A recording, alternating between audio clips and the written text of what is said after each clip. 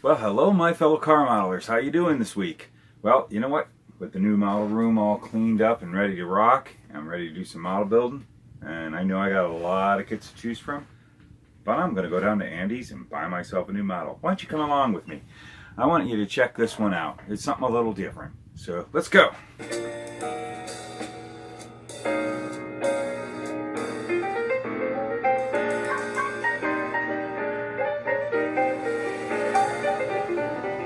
So Matt's in the back there looking at model. He's a great customer. Well, you're all set for you, sir. Yep, Andy, I'm going to buy a model. But Matt, you bought a model like a year and a half ago. I know. Somebody okayed me for a credit card. Wow, somebody's losing their job at the credit card company, huh? Well, let's see if it works. Well, look at that. It's approved. Oh. That's amazing. There you go. And your card, sir. Thank you. And would you like a bag for that, sir? No, thank you, Andy. I'll eat it here.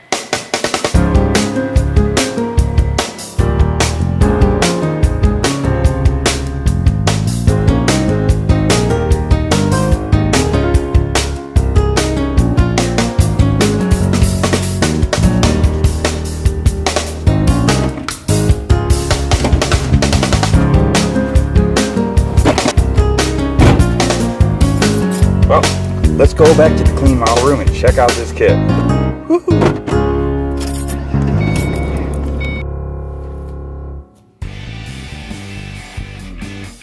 Alright, so I got my Skyline. Let's check it out.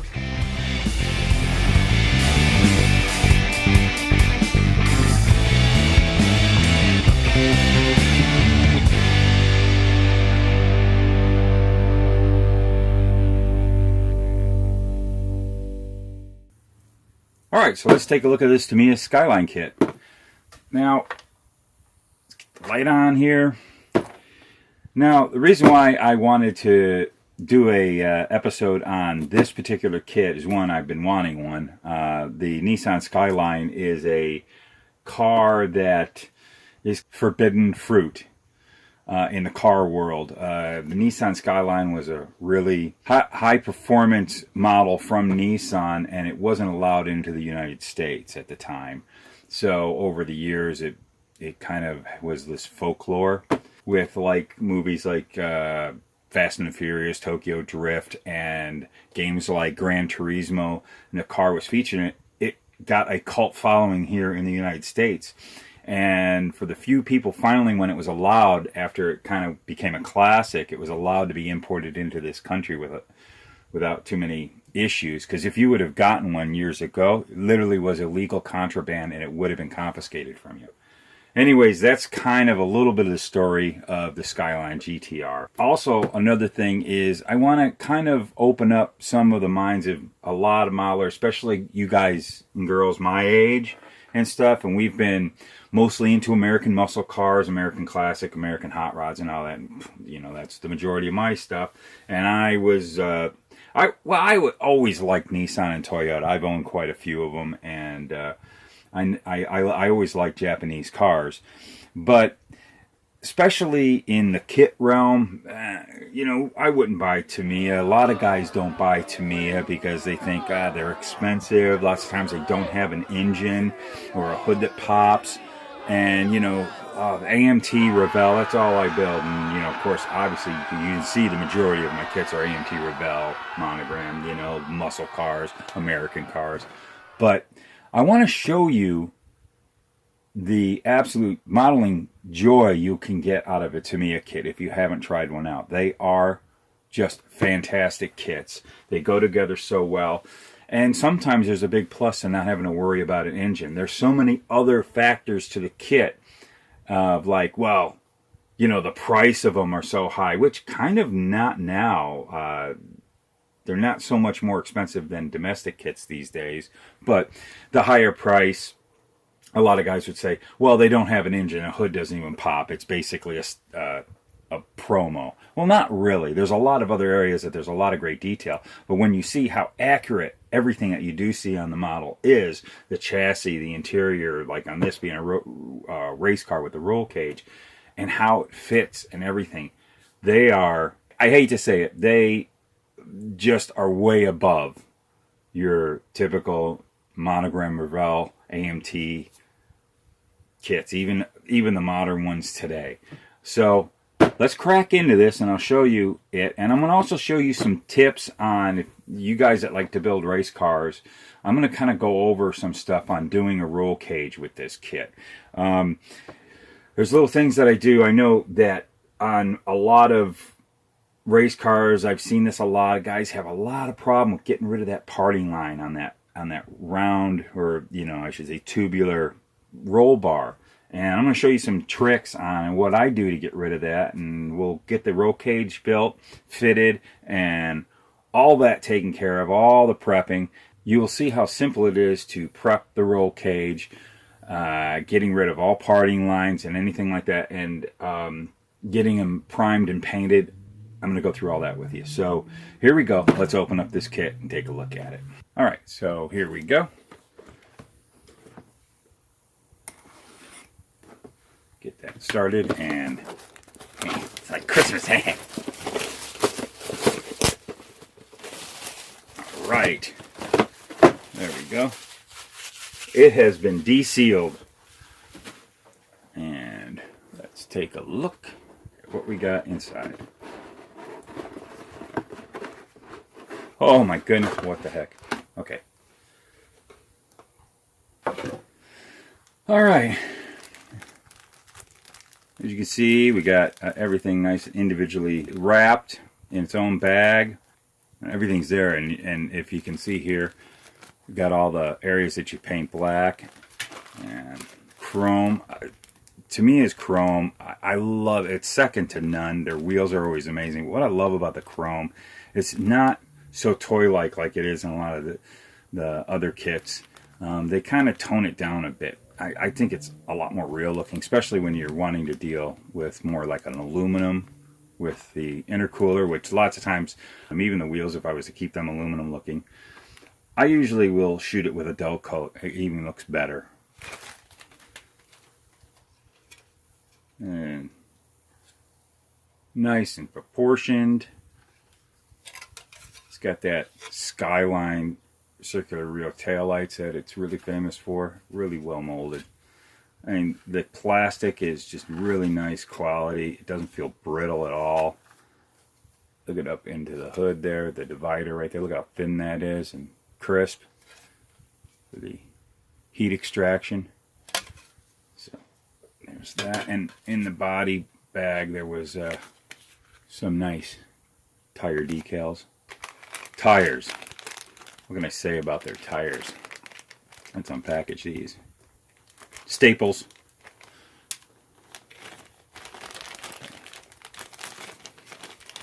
There's a little package of screws and bushings that'll be, well, they're not really screws, they're more like the little axles there. They'll come later.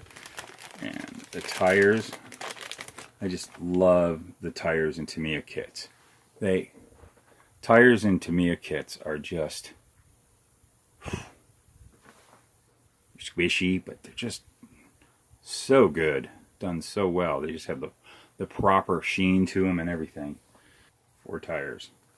And here's the sprue that has the front end, a lot of the spoiler, the diffusers, a whole bunch of stuff. I mean, take a look at that front end and the intricacies of that, and it's just, wow.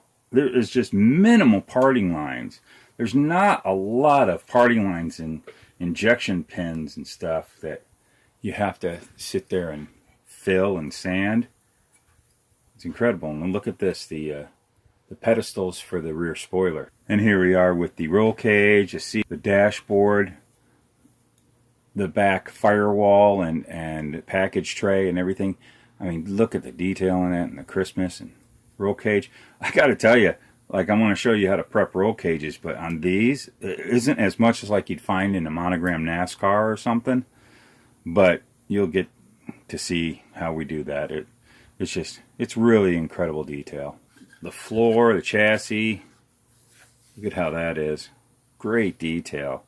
There's the bottom of the engine. So there's a lot to detail. You can do a lot of cool detailing with paint, calipers, front and rear suspension. It's all right here. This is outstanding. We've got the decals here. Even they have their own bag. There's carbon fiber for the seat, and you got decal seat belts if you like, and decal hood pins if you choose to go that route. A lot of other little detail. Sponsorship decals. Really outstandingly done. And of course we have the plans. The instructions, really, really well illustrated. Even give you everything that if you're doing this car exactly the way the actual car was out of the box, gives you all the proper paint codes and everything. And it's just really good paints. But like all long-time model car builders, what do we do with the instructions? We throw them away. Who the heck needs instructions? Who needs instructions and two thumbs? This guy right here.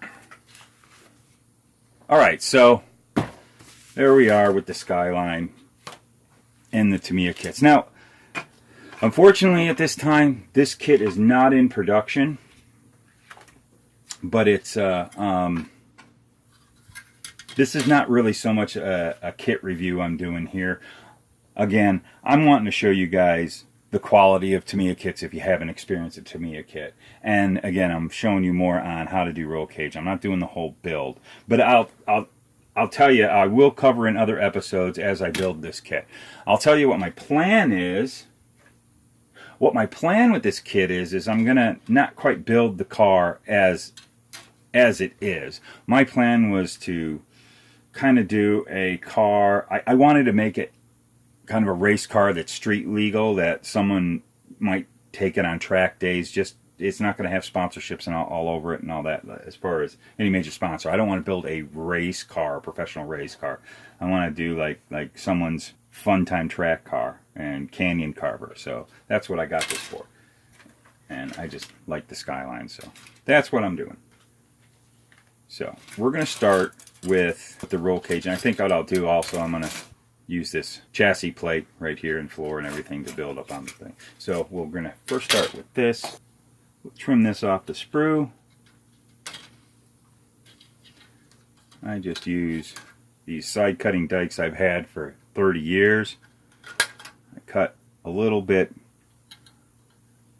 before it gets to the part that I'm doing, and then I can sand it and trim it.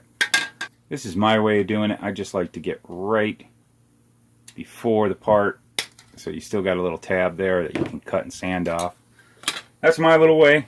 Time to take a drink. Ooh, my coffee's cold. I hate that. I'm too lazy to go warm it up. So we'll go ahead and we'll cut all of the roll cage free from the sprue. So I bought these from Radio Shack, a whole kit of them for like $3 years ago, and they've just been doing great for me. So Radio Shack, who knew? We're just going to trim away.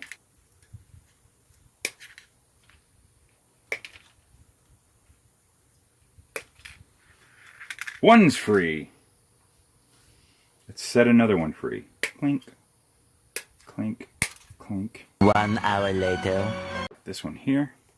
We'll get it from underneath. Clink. Free.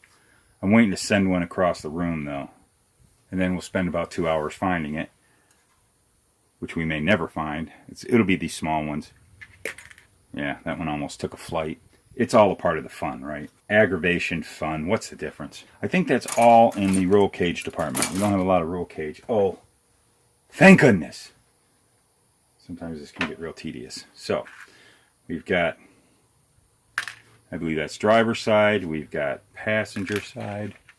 We've got the upper, the A-pillar, the back cross.